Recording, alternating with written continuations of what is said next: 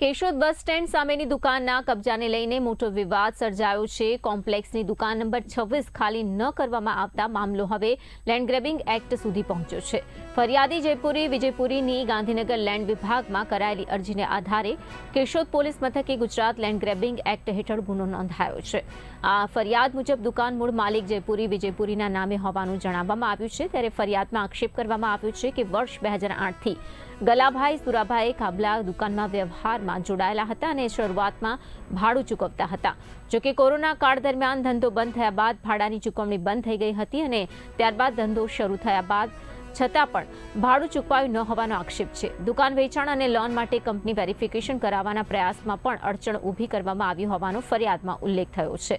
આ સાથે જ ફરિયાદીને ધમકી આપી દુકાનમાંથી કાઢી મૂકવાનો પણ આક્ષેપ કરવામાં આવ્યો છે। લેન્ડ ગ્રેબિંગ એક્ટ હેઠળ ગુનો નોંધાયા બાદ કેશોદ પોલીસે સ્થળ તપાસ કરી પંચોની હાજરીમાં પંચનામું કર્યું છે।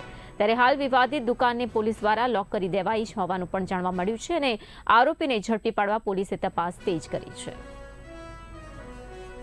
લેન્ડ ગ્રેબિંગ કમિટી દ્વારા કેશોદ નગરપાલિકા વિસ્તારમાં બસ સ્ટેન્ડની સામેના કોમ્પ્લેક્સમાં આવેલ દુકાન બાબતે લેન્ડ ગ્રેબિંગ કમિટીમાં અરજી કરનાર જયપુરી ઉર્ફે કાનો વિજયપુરી ગોસ્વામી જે મતલબ ગાંધીનગરના રાંદેસન રહે છે તેમના દ્વારા છે એ કમિટીમાં અરજી કરવામાં આવેલી કે બસ સ્ટેન્ડ પાસે આવેલી કોમ્પ્લેક્સમાં 26 નંબરની જે દુકાન છે તે તેના વડીલોપાર્જિત હોય અને સબ રજિસ્ટ્રાર કચેરીમાં આ જે દુકાન છે તેને તેના નામે દસ્તાવેજ કરી આપેલા હોય અને હાલ આ દુકાન સ્વતંત્રપણે તેના નામે હોય, પરંતુ વર્ષ 2008થી આ દુકાનમાં તેના જે ફરિયાદી છે જયપુરી ગોસ્વામી તેના પિતાજી જીવિત હતા તે સમયે તેની દુકાનમાં કામ કરનાર ગલાભાઈ સુરાભાઈ ખાંભલા જે કેશોદના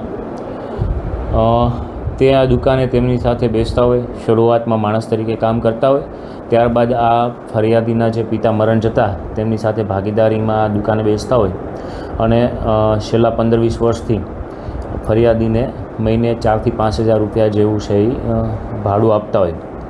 છેલ્લે 2020-21માં કોરોના આવ્યો તે સમયે દુકાન બંધ હોવાથી ભાડું આપવાનું બંધ કરેલું, ત્યારબાદ કોવિડથી આ દુકાનનું ભાડું આપેલું નહીં।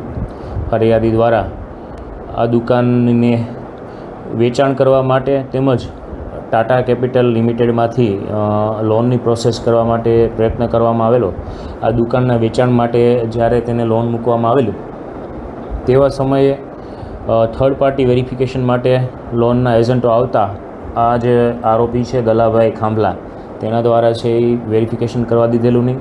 આ ઉપરાંત અન્ય કોઈ વેપારીઓને દુકાન જોવા માટે વેચાણ માટે